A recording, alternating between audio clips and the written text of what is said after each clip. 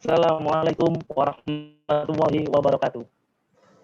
Alhamdulillahirabbil alamin wa bihi nasta'in ala umuri waddin wassalatu wassalam asyrofil anbiya'i wal mursalin sayyidina wa maulana Muhammadin wa ala alihi washabihi ajmain amma.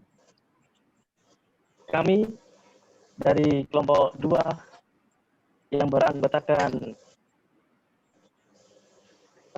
saya sendiri Muhammad Gali Adriansa, Alfiana Rafsanjani, Istiqomatul Fitriyah, dan RH Syafrila Arbifa akan menjelaskan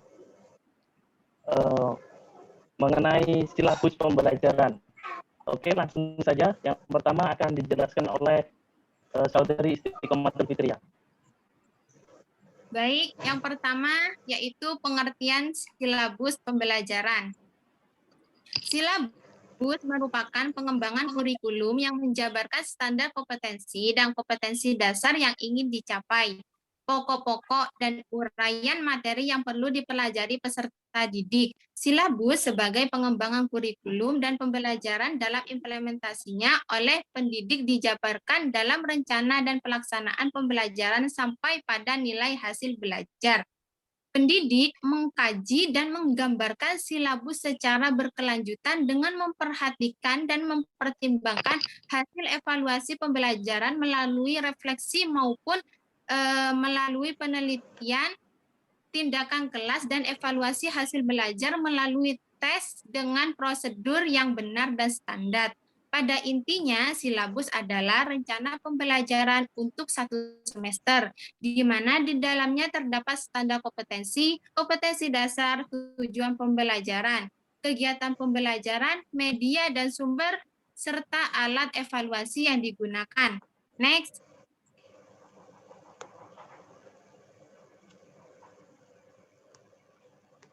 Sesuai pasal 17 ayat 2 PP nomor 19 tahun 2005 menyatakan sekolah dan komite sekolah atau madrasah dan komite madrasah mengembangkan kurikulum tingkat satuan pendidikan dan silabusnya berdasarkan kerangka dasar kurikulum dan standar kompetensi lulusan di bawah supervisi dinas kabupaten atau kota yang bertanggung jawab di bidang pendidikan untuk SD, SMP, SMA, dan SMK, dan departemen yang menangani urusan pemerintah MI, MTS, MA, dan MAK. Jelaslah bahwa pengembangan silabus dan kurikulum dilakukan oleh sekolah dan pihak yang terdepan dalam pengembangan silabus adalah pendidik. Oleh karena itu, profesionalisme pendidik dipertaruhkan untuk menentukan apakah silabus yang dikembangkan itu berkualitas atau tidak. Silabus dikembangkan berdasarkan standar kompetensi lulusan dan standar kompetensi isi untuk suatu pendidikan dasar dan menengah sesuai dengan pola pembelajaran pada setiap tahun ajaran tertentu. Silabus digunakan sebagai acuan dalam pengembangan rencana pelaksanaan pembelajaran, yaitu silabus kurikulum 2013. Silabus kurikulum 2013 itu adalah rencana pembelajaran pada suatu mata pelajaran atau tema tertentu yang mencakup kompetensi inti, kompetensi dasar, materi pembelajaran, kegiatan pembelajaran, nilai, alokasi waktu, dan sumber belajar. Silabus ini merupakan penjabaran standar kompetensi dan kompetensi dasar ke dalam materi pokok pembelajaran dan indikator pencapaian kompetensi untuk penilaian. Yang selanjutnya silabus di KTSP adalah rencana pembelajaran pada suatu kelompok mata pelajaran dengan tema tertentu yang mencakup standar kompetensi, kompetensi dasar, materi pembelajaran, indikator, penilaian, alokasi waktu, dan sumber belajar yang dikembangkan oleh setiap satuan pendidikan sekolah atau madrasah. Silabus ini merupakan uraian yang lebih rinci mengenai kompetensi dasar, materi standar, dan hasil belajar yang harus dimiliki oleh peserta didik sehubungan dengan suatu mata pelajaran atau kelompok mata pelajaran tertentu. Silabus disusun berdasarkan standar isi yang di dalamnya berisikan identitas pelajaran, standar kompetensi atau SK, dan kompetensi dasar atau KD, materi pokok atau pembelajaran, indikator, penilaian, alokasi waktu, dan sumber belajar. Penyusunan silabus ini dilakukan dengan prinsip keselarasan antara ide, desain, dan pelaksanaan kurikulum untuk memudahkan guru dalam mengajar, memudahkan peserta didik dalam belajar, keterukuran pencapaian kompetensi, kebermaknaan, dan bermanfaat dipelajari sebagai bekal untuk kehidupan dan kelanjutan peserta didik. Next.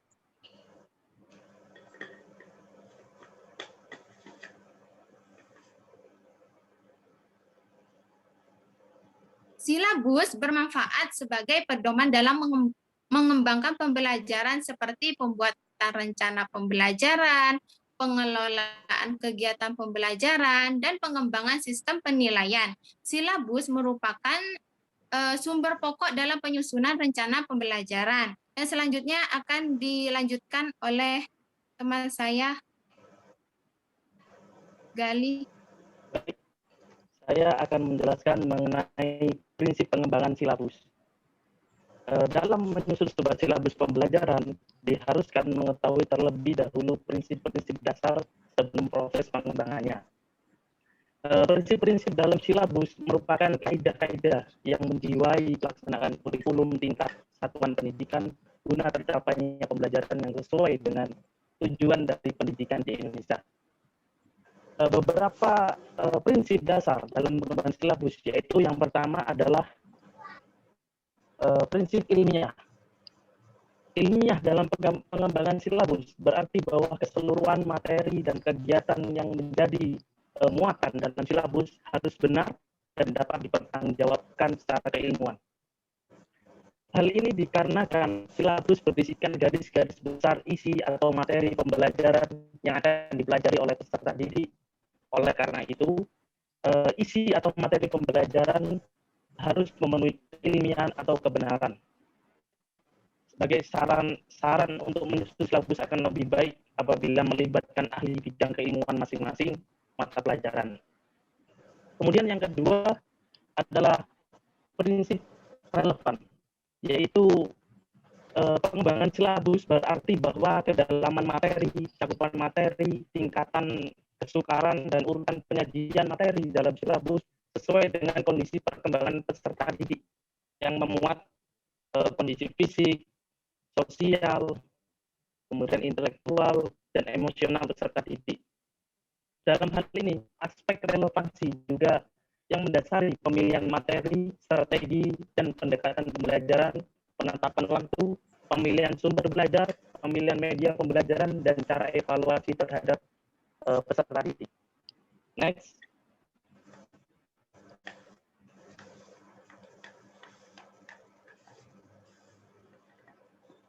Yang ketiga adalah prinsip sistematis. Dalam pengembangan silabus, arahan bahwa penyusunan silabus hendaknya bersifat sistemik dan sistematik. Jika silabus dipandang sebagai sistem garis besar program pembelajaran bersifat sistemik, komponen silabus hendaknya bersifat sinergis dalam pencapaian kompetensi dasar. Jadi, komponen-komponen dalam silabus harus saling berhubungan secara fungsional dalam mencapai kompetensi, karena silabus pada dasarnya merupakan suatu sistem. Oleh karena itu, dalam penyusunannya harus dilakukan secara sistematis. Kompetensi dasar hendaknya menjadi acuan dalam pengembangan indikator, materi standar, penentuan waktu, pemilihan sumber dan media pembelajaran, dan standar penilaian. Next, kemudian prinsip konsisten. Prinsip konsisten yaitu keajekan, konsisten dan taat asas dalam artian dalam kompetensi dasar, materi pokok, indikator pembelajaran, pengalaman belajar, sumber belajar, dan penilaiannya bersifat satu arah dan saling berkaitan satu sama lain. Dengan konsistensi ini, maka silabus pembelajaran dapat sesuai dengan tujuan pembelajaran yang diinginkan. Kemudian yang kelima adalah memadai. Dalam artian, Segala hal yang memuat cakupan, yaitu indikator, materi pokok, pengalaman belajar, sumber belajar, dan sistem penilaian, cukup untuk menunjang pencapaian kompetensi dasar. Yang keenam adalah kontekstual dan aktual. Prinsip ini memberi arahan bahwa cakupan indikator, materi pokok, pengalaman belajar, sumber belajar, dan sistem penilaian memperhatikan perkembangan ilmu, teknologi yang terwujud dalam realitas kehidupan. Ilmu pengetahuan dan teknologi berkembang pesat di tengah perkembangan masyarakat dan iptek. Kontekstual berarti pengembangan silabus hendaknya sesuai dengan konteks zaman dan kehidupan peserta didik. Pengalaman belajar yang dirancang dalam silabus hendaknya menggunakan situasi kehidupan yang real, yang sedang terjadi di tengah-tengah kehidupan peserta didik. Kemudian, yang ketujuh adalah fleksibel. Prinsip ini memberi arahan bahwa keseluruhan komponen silabus dapat mengakomodasi keragaman peserta didik, pendidik, juga lingkungan belajar dan dinamika perubahan yang terjadi di masyarakat dan satuan pendidikan setempat. Silabus hendaknya disusun fleksibel sesuai kondisi dan kebutuhan peserta didik dan masyarakat. Dan yang terakhir adalah menyeluruh. Prinsip ini memberi arahan bahwa pengembangan indikator silabus hendaknya mencakup keseluruhan ranah kompetensi, antara lain kognitif, afektif, psikomotorik. Selain itu, idealnya sesuai juga dengan pengembangan materi pembelajaran, kegiatan pembelajaran, dan penilaian pembelajaran. Prinsip menyeluruh ini perlu diletakkan dalam pencapaian kompetensi sebagai pencerminan pengetahuan, nilai, sikap, dan perbuatan terwujud dalam kecakapan hidup. Baik, selanjutnya akan dijelaskan oleh Saudari Alfiana.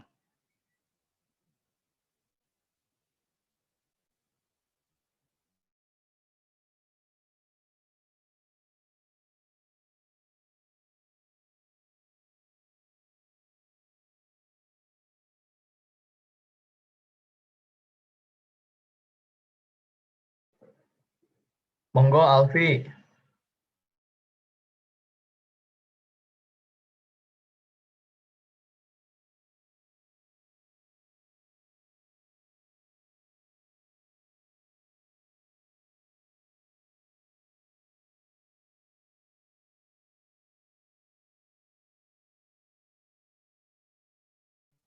Alfi, silakan.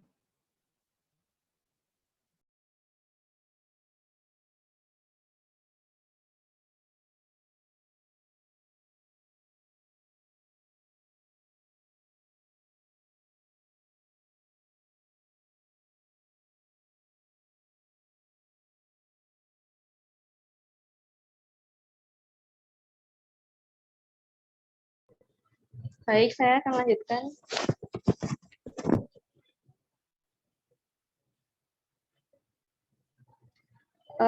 Di sini setelah kita membahas tentang prinsip perkembangan, sekarang caranya mengembangkan silabus tersebut.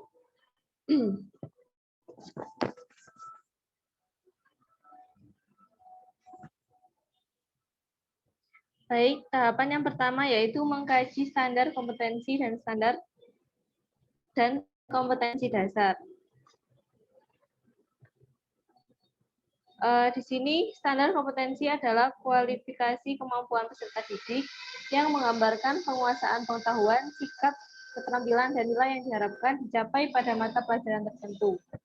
Standar kompetensi diambil dari standar isi, SK dan KD mata pelajaran. Sebelum menuliskan standar kompetensi, penyusunan tersebut harus memperhatikan hal-hal berikut. Yang pertama, yaitu urutan berdasarkan konsep disiplin ilmu atau tingkat kesulitan materi tersebut.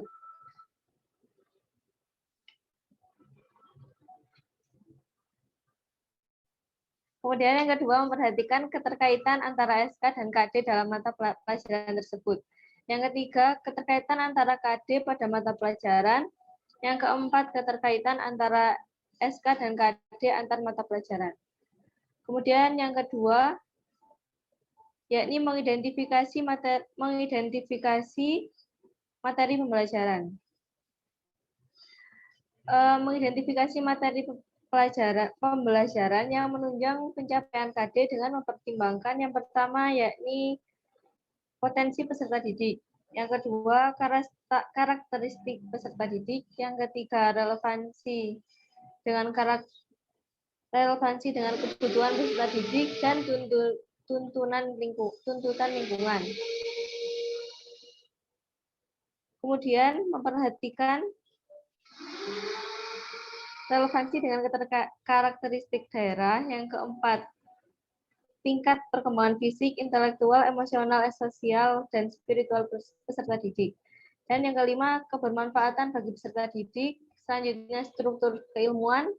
Kemudian aktualisasi kedalaman dan keluasan materi pembelajaran tersebut.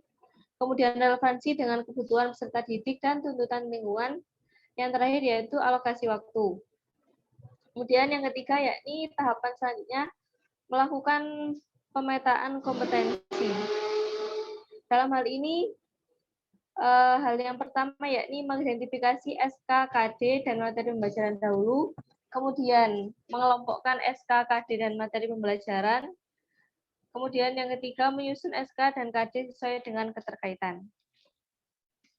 Kemudian langkah yang selanjutnya yaitu langkah yang keempat, mengembangkan kegiatan pembelajaran. Sebelum mengembangkan kegiatan pembelajaran ini, tujuan untuk mengembangkan kegiatan belajar yaitu membantu guru melaksanakan pembelajarannya secara profesional. Yang kedua, kegiatan peserta didik urut. Jadi semisal pertama menanya, kemudian mengamati, dan lain seterusnya. Kemudian yang ketiga bertujuan untuk kegiatan urutan kegiatan sesuai dengan konsep materi berurutan sesuai dengan konsep materi pembelajaran. Misal, materi ini dibuat untuk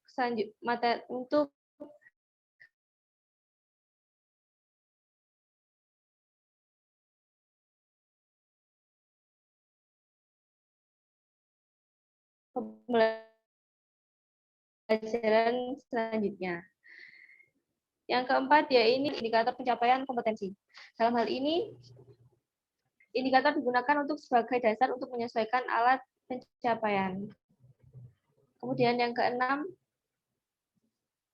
penentuan jenis penilaian. Penilaian pencapaian KD peserta didik dilakukan berdasarkan indikator. Nah, penilaian ini dilakukan dengan menggunakan tes dan non-tes dalam bentuk tertulis maupun lisan. Pengamatan kinerja, pengukuran sikap, penilaian hasil karya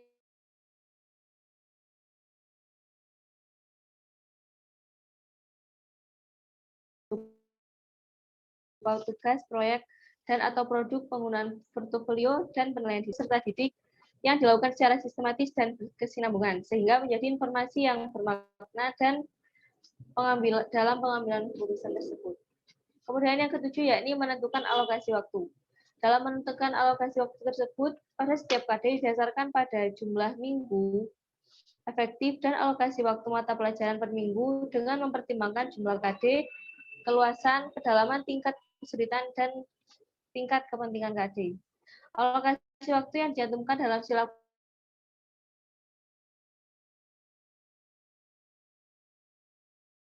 merupakan perkiraan waktu rata. Kemudian yang ke-8 yakni menentukan sumber belajar. Menentukan sumber belajar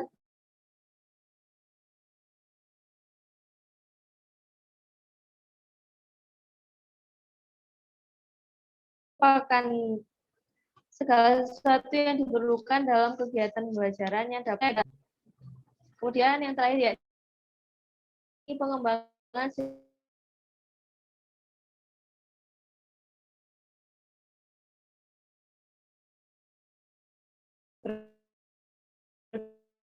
berkelanjutan. Untuk kebagus perlu dikembangkan dan diteruskan secara menyeluruh kegiatan pembelajaran yang harus dilakukan peserta didik dalam kegiatan pembelajaran untuk mencapai kompetensi yang telah ditetapkan dan strategi pembelajaran serta penilaian yang akan dilakukan oleh guru dalam proses pembekalan kompetensi peserta didik. Mungkin itu saja dari tahapan 3 selanjutnya akan disampaikan oleh Mbak.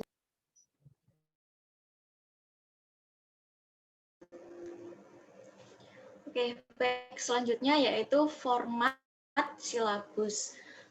Yang pertama yaitu judulnya yang pertama yaitu silabus kan ya.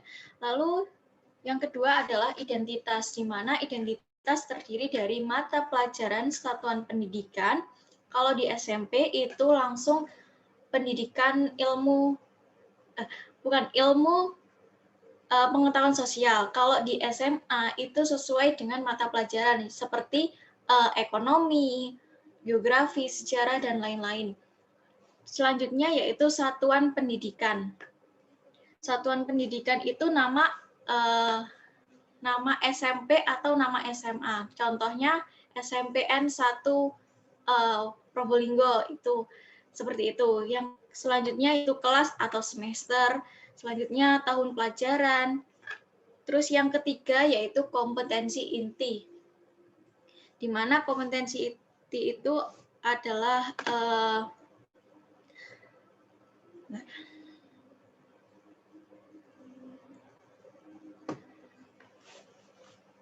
berfungsi sebagai unsur penyelenggara kompetensi dasar. Untuk kolom-kolom itu ada kompetensi dasar, materi pembelajaran, indikator, nilai karakter, kegiatan pembelajaran, alokasi waktu, sumber belajar, dan penilaian. Berikut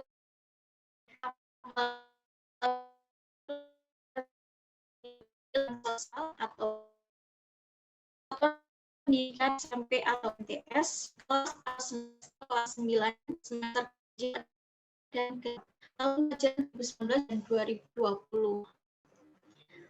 Inti pertama dan yang kedua itu menghayati ajaran agama yang dianutnya, menghargai dan menghayati perilaku jujur, santun, diri dan berjawab, interaksi secara efektif.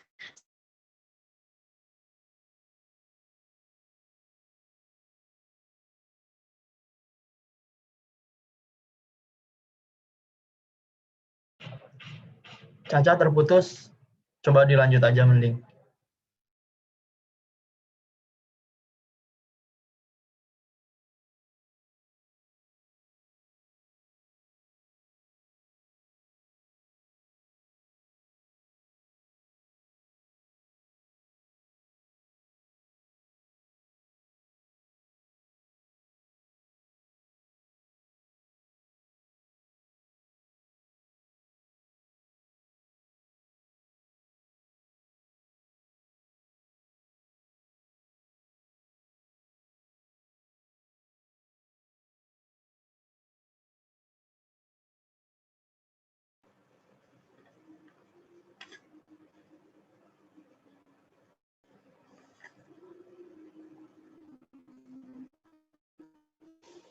Baik, saya akan mengulang dari kompetensi inti. Kompetensi inti yang pertama dan kompetensi inti yang kedua yaitu menghargai dan menghayati ajaran agama Islam yang dianutnya, serta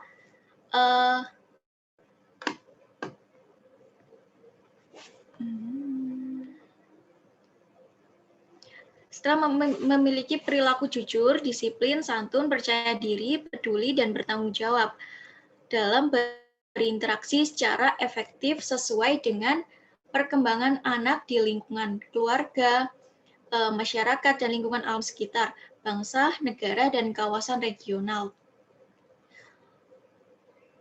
Masyarakat dan lingkungan alam sekitar.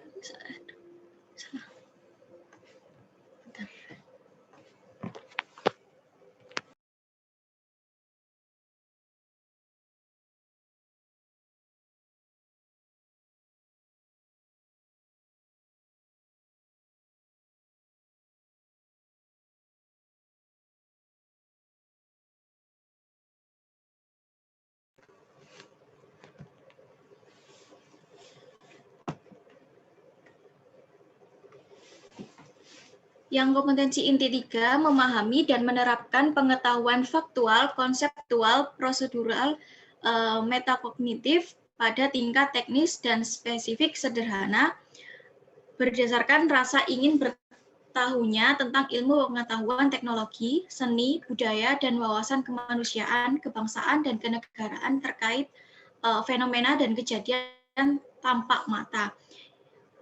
Kompetensi inti yang keempat yaitu menunjukkan keterampilan menalar, mengelola, dan menyaji secara kreatif, produktif, kritis, mandiri, kolaboratif, dan komunikatif dalam ranah konkret dan ranah abstrak, sesuai dengan yang dipelajari di sekolah dan sumber lain yang sama dalam sudut pandang teori.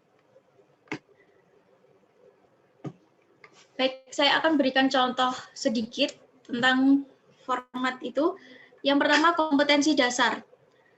3.1 menelaah perubahan keruangan dan interaksi antar ruang negara-negara Asia dan benua lainnya yang diakibatkan faktor alam, manusia, dan pengaruhnya terhadap keberlangsungan kehidupan manusia dalam ekonomi sosial, pendidikan, dan sosial dan politik.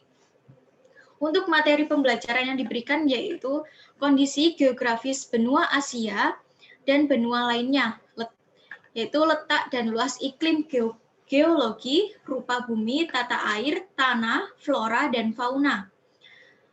Melalui peta rupa bumi. Yang kedua, potensi sumber daya alam, jenis sumber daya, penyebaran di darat dan di laut. Sumber daya manusia, jumlah, sebaran, dan komposisi, pertumbuhan, kualitas, pendidikan, kesehatan, kesejahteraan, dan keragaman etnik, budaya. Yang ketiga yaitu interaksi antar ruang, yaitu distribusi potensi wilayah benua Asia dan benua lainnya. Yang keempat, dampak interaksi antar ruang, yaitu perdagangan mobilitas penduduk. Lalu, untuk selanjutnya indikator. Indikatornya yaitu menjelaskan kondisi geografis benua Asia dan benua lainnya, termasuk letak dan luas iklim, geologi, rupa bumi, tata air, tanah, flora, dan fauna melalui peta rupa bumi. Yang kedua, mendeskripsikan berbagai potensi sumber daya alam seperti jenis sumber daya, penyebaran di darat dan di laut, di benua Asia dan di benua lainnya. Yang ketiga yaitu memahami sumber daya manusia di benua Asia dan benua lainnya. Misalnya jumlah sebaran dan komposisi pertumbuhan, kualitas pendidikan, kesehatan, kesejahteraan, serta keagamaan etnik. Yang keempat yaitu mendeskripsikan bentuk distribusi potensi wilayah benua Asia dan benua lainnya. Untuk nilai karakter, selanjutnya yaitu untuk nilai karakter ada nilai religius, mandiri, gotong royong, kejujuran, kerjasama, percaya diri, dan kerja keras. Untuk selanjutnya, format selanjutnya yaitu kegiatan pembelajaran. Kegiatan pembelajaran yang pertama yaitu mengamati peta kondisi geografi di benua Asia dan benua lainnya. Untuk yang kedua yaitu membuat peta penyebaran sumber daya alam di benua Asia dan benua lainnya. Yang ketiga, membandingkan data kependudukan, sebaran, dan pertumbuhan. Yang keempat, menyajikan data kependudukan dalam bentuk grafik batang atau pi. Yang kelima, yaitu menganalisis dampak positif dan negatif interaksi ruang. Yaitu 48 jam per mata pelajaran. Yang selanjutnya yaitu format sumber belajar. Yang pertama, buku IPS yang dibutuhkan buku IPS siswa kelas 9 dari Kemendikbud tahun 2016. Selanjutnya yang kedua yaitu buku referensi yang relevan dan lingkungan setempat. Selanjutnya format selanjutnya yaitu penilaian. Penilaian yang ingin didapatkan yaitu yang pertama lisan, kedua tertulis, ketiga penugasan, keempat unjuk kerja, yang kelima yaitu portofolio.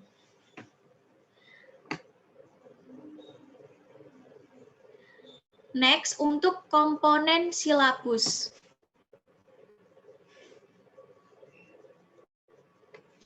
Komponen silabus berikut ialah komponen silabus berdasarkan kurikulum 2013. Yang pertama ada identitas. Identitas ini berisikan mata pelajaran yang perlu ditulis jelas, nama mata pelajaran, jenjang sekolah atau madrasah, kelas, dan semester. Dengan adanya informasi tersebut, guru akan mendapatkan kejelasan tentang tingkat kepengetahuan, prasyarat, pengetahuan awal, dan karakteristik siswa yang akan diberikan gitu. Yang kedua ada kompetensi inti. Kompetensi inti ini adalah penjabaran atau operasional SKL dalam bentuk kualitas yang harus dimiliki oleh siswa yang telah menyelesaikan pendidikan di satuan pendidikan tertentu atau jenjang pendidikan tertentu. Uraian tentang kompetensi utama yang dikelompokkan dalam aspek sikap, pengetahuan, dan keterampilan.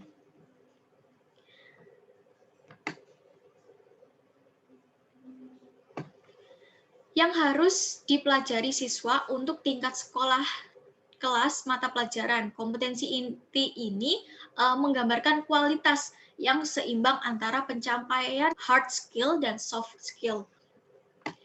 Baik, yang ketiga itu ialah standar kompetensi. Standar kompetensi ini adalah mata pelajaran dapat didefinisikan sebagai penyataan tentang pengetahuan, keterampilan, dan sikap yang harus dikuasai, serta penguasaan yang diharapkan dicapai dalam pembelajaran suatu mata pelajaran tersebut. Standar kompetensi mata pelajaran diartikan sebagai kemampuan siswa untuk yang pertama, melakukan tugas untuk melakukan atau pekerjaan yang berhubungan dengan mata pelajaran tertentu. Yang kedua, mengorganisir tindakan agar pekerjaan mata pelajaran tersebut terlaksana dengan baik. Yang ketiga, lakukan reaksi yang benar bila ada penyimpangan dari semua desain. Yang keempat, melaksanakan tugas dan pekerjaan yang berkaitan dengan mata pelajaran dalam situasi dan kondisi yang berbeda. Baik, yang selanjutnya, yang keempat, ialah kompetensi dasar. Kompetensi dasar menurut Kamsyatin 2008 dalam bukunya, yaitu sejumlah kemampuan yang harus dimiliki peserta didik dalam mata pelajaran tertentu. Kompetensi dasar ini ditentukan dari standar kompetensi penyusun silabus. Cukup mengambil standar isi yang disampaikan oleh pemerintah pusat atau Kemendikbud. Dalam kurikulum 2013, kompetensi dasar merupakan kompetensi tiap mata pelajaran untuk tiap kelas yang diturunkan dari kompetensi inti, kompetensi dasar.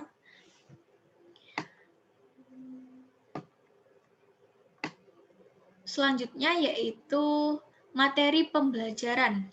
Materi utama merupakan pokok-pokok materi pembelajaran yang harus dipelajari siswa sebagai sarana pencapaian kompetensi yang akan dinilai dengan menggunakan instrumen asesmen yang disusun berdasarkan indikator prestasi pelajar. Oke, berikutnya yaitu kegiatan pembelajaran. Kegiatan pembelajaran ini adalah substansi kegiatan belajar mengajar, sebenarnya adalah pengalaman belajar siswa. Pengalaman belajar ini diperoleh baik di dalam kelas maupun di luar kelas. Pengalaman belajar di dalam kelas dilaksanakan dengan jalan mengadakan interaksi antara peserta didik dengan sumber belajar.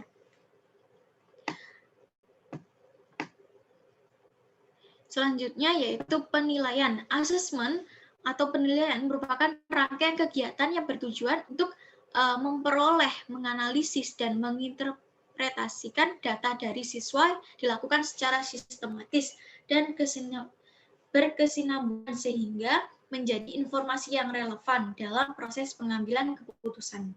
Jenis penilaian yang dapat kita lakukan yaitu kuis, ujian lisan, ujian harian, tugas individu, tugas kelompok, dan ujian praktek, dan lain-lain. Yang selanjutnya yaitu alokasi waktu. Alokasi waktu di sini merupakan perkiraan berapa lama waktu yang dibutuhkan siswa untuk mempelajari materi yang telah ditentukan. Bukan lamanya siswa mengerjakan tugas di lapangan atau di kehidupan sehari-hari nantinya. Alokasi waktu ini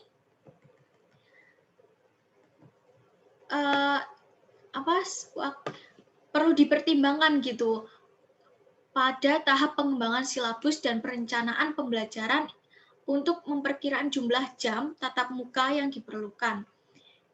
Seperti sekarang kan COVID itu perlu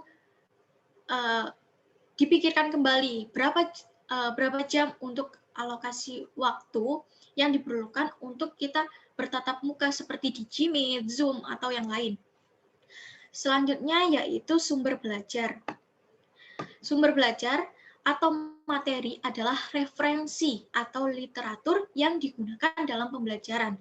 Sumber belajar ini diperlukan agar penyusunan silabus terhindar dari miskonsepsi. Sumber belajar diartikan sebagai informasi yang disajikan dan disimpan dalam berbagai bentuk media yang dapat membantu siswa dalam belajar sebagai perwujudan dari kurikulum.